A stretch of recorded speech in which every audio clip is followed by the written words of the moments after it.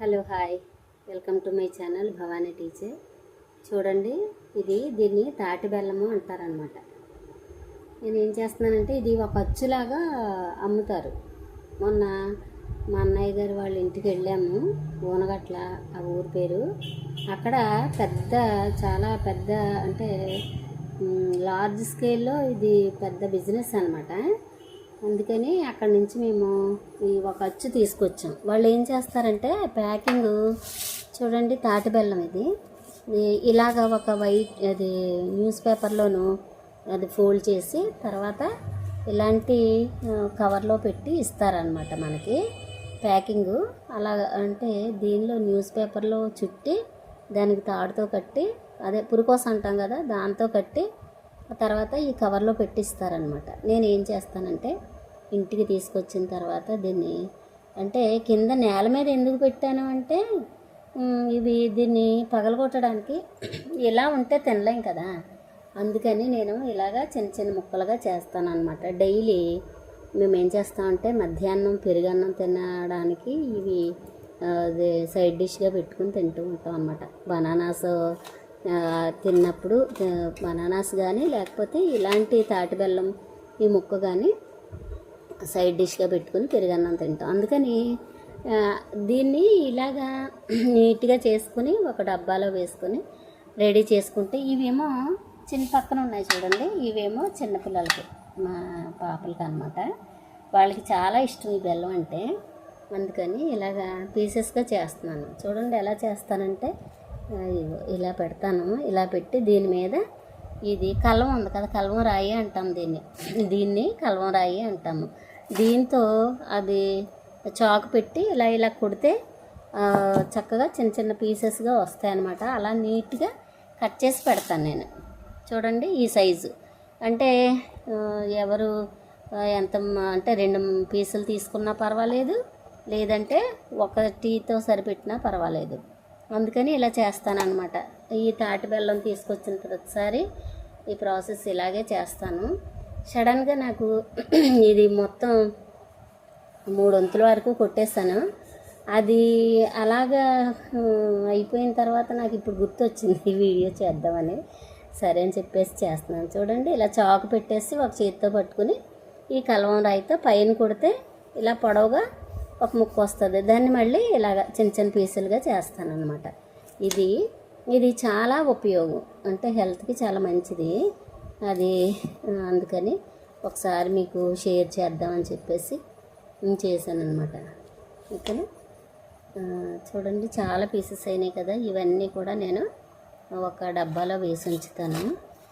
చక్కగాను వేస్తే అది మేము డైనింగ్ టేబుల్ మీద పెట్టేసి ఉంచుకుంటాం. అది ఎందుకంటే ఎవరికి ఎప్పుడు కావాల్సిన తీసుకుంటారని చెప్పేసి డైనింగ్ టేబుల్ మీద పెట్టి ఉంచుతాను అనమాట ఈ వేసిన టిన్.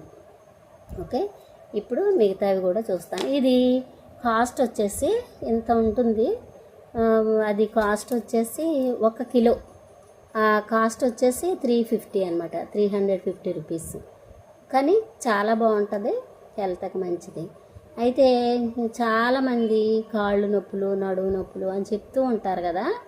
అలాంటి వాళ్ళు ఇది డైలీ తినడం వల్ల ఆ ఎముకకి బలం చేకూరుతుంది. అందుకని కాళ్ళు నొప్పులు, కీళ్ళు నొప్పులు, తర్వాత నడుము నొప్పి, తర్వాత మెడ తరచుగా నిద్రలో మెడ పట్టేసింది అంటారు కదా, అలాంటివి ఏమీ లేకుండా ఉంటుంది అన్నమాట. అందుకని మీకు ఎవరికైనా ఇంకా తెలియకపోతే ఈ వీడియో చూసిన తర్వాత అయినా సరే మీకు దగ్గరలో ఎక్కడైనా తాటి బెల్లం దొరికితే తీసుకోండి. ఒకవేళ మీకు దొరకలేదు అంటే నేను అంటే ఓనగట్ల అనే ఊర్లో మాత్రం చాలా ఫేమస్ తాటి బెల్లానికి, మామిడి తండ్ర అలాంటి వాటికి చాలా ఫేమస్ అనమాట. అది ఫారిన్ కూడా పంపిస్తూ ఉంటారు, వాళ్ళు బిజినెస్ చేస్తూ ఉంటారు అనమాట.